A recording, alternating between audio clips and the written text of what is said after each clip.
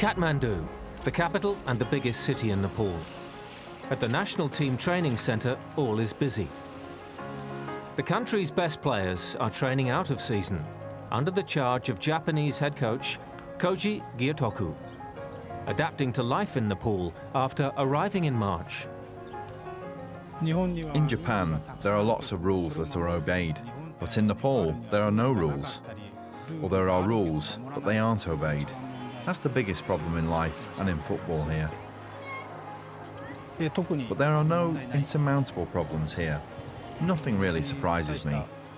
I have experienced all sorts of hardships, so I have no particular problems here. Nepal's new sporting director also made the move from Japan. When I first arrived here, I was so surprised. Cows walking the street, and suddenly monkeys walking in front of the car. I was always being surprised. But I've recently got used to the Nepalese way of life. And now I can live without any worries. The Japanese duo arrived in a country still attempting to recover from the effects of a huge earthquake in April 2015. When you go into the old town, there are still many broken things everywhere, and that saddens me. I hope these areas get rebuilt soon. It concerns me that the National Stadium is in disrepair and can't be used. Once it is repaired, we can play international matches again in this country. I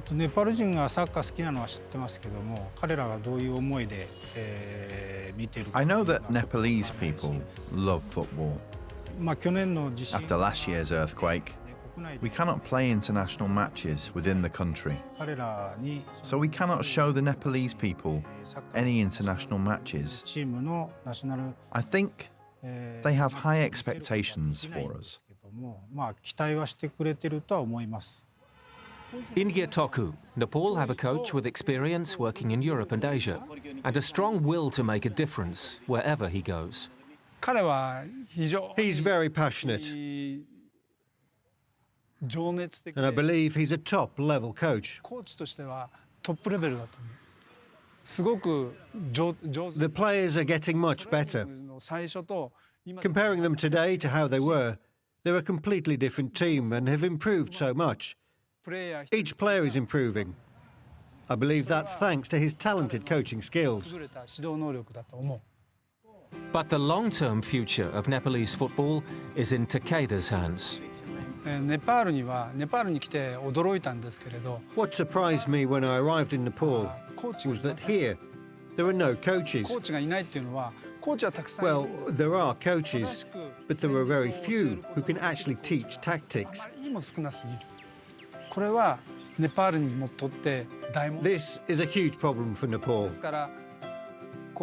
That's why the national team and all the youth teams need a coach who can teach them. And I believe my job is to create more of these coaches.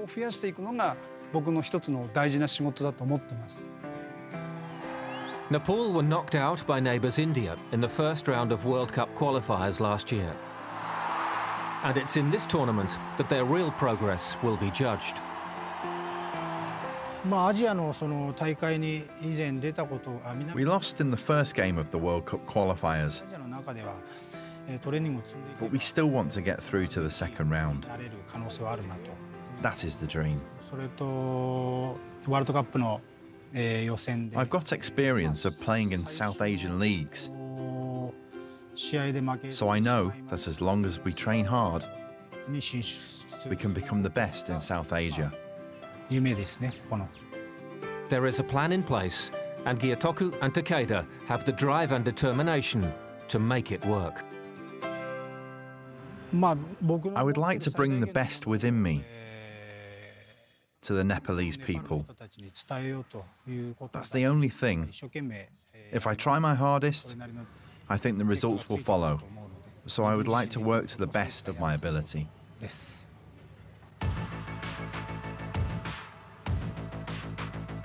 The way he wants us to train is slightly different. It's not so much the physical side of things, it's more tactical.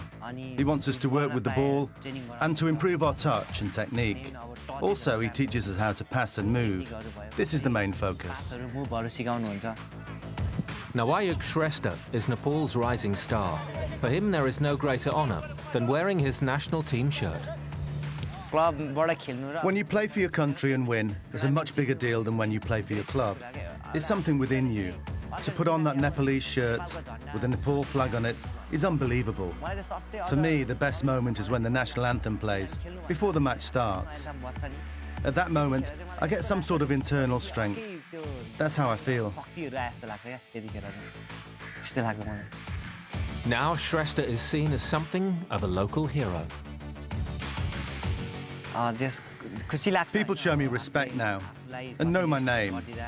When I go somewhere, they recognize me, and it feels great to think people know me. I feel happy, but I'm just a professional footballer.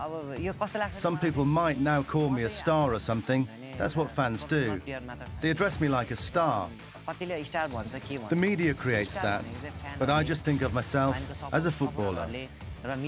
That's my job.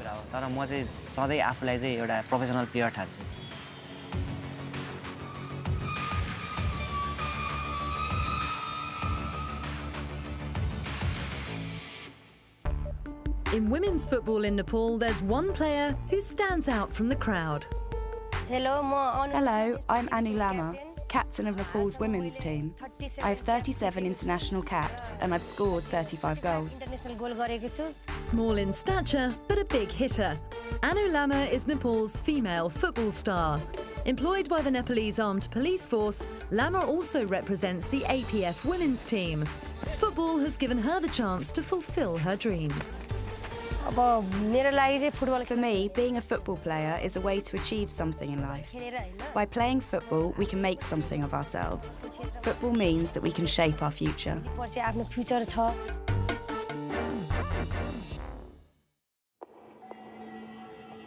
At a Kathmandu school, children gather for a special screening of a documentary movie called Sunakali. The subject is football and a group of girls from Mugu, Nepal's poor remote mountain region. The film's director was Bodraj Bhatt. I was there in Mugu for the photographic purpose. And the girls were playing football above the snow, this 3 feet snow. It looks like, okay, there is no proper field, but they were playing football above the 3,500 meter high in the Western Himalayas. Then I said, okay, this could be a good story. For the kids of Kathmandu, this was an education about their own country. The film follows Mugu's mountain girls as they leave their families for the first time and travel on foot for 2 days to play a friendly match against another village. There is two types of Nepal. One is Kathmandu, one is Mugu. And even the people of Kathmandu, they didn't know about the real situation of Mugu.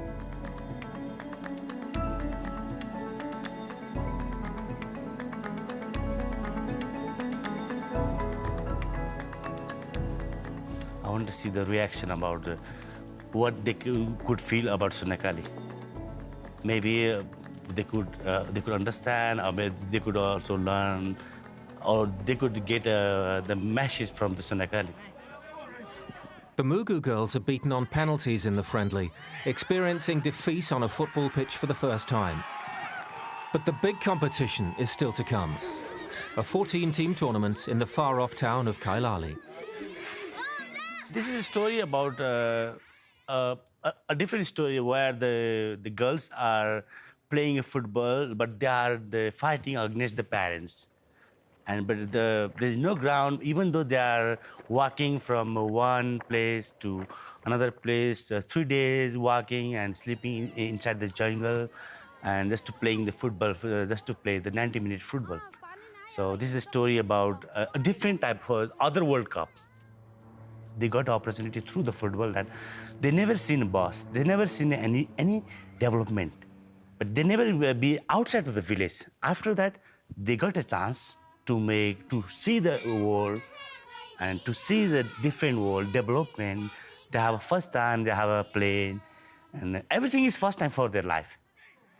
In Kailali, the Mugu team are unstoppable, beating teams from across Nepal. And a hero emerges, the scorer of 6 goals, 14-year-old Sunakali, whose name means Golden Girl.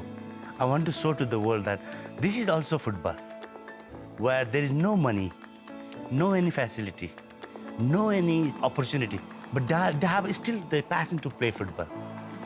These girls are fighting against the parents just to play football. Back home, the girls are paraded through Mugu as heroes. Sunakali is dubbed the Messi of the Himalayas. And crucially, attitudes are changed.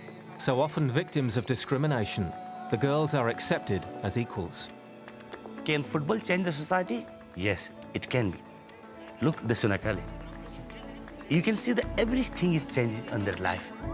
The whole perception about the society, perception about the parents, and it's not only the earning the money, but it's also the changing the society perception, and also giving the opportunity. An incredible story, underlined by the reaction of the audience in Kathmandu. This is really become so happy that all the people stand up and making a 1 minute clapping, and I feel so happy that okay, finally the Sunakali become a real Sunakali for them. I love the movie, like how she played football. We need to bring up those girls to show that there are hidden talents in the remote areas. So they should get a chance to play football in front of everyone to show their hidden talent. I love football. Football is my best friend.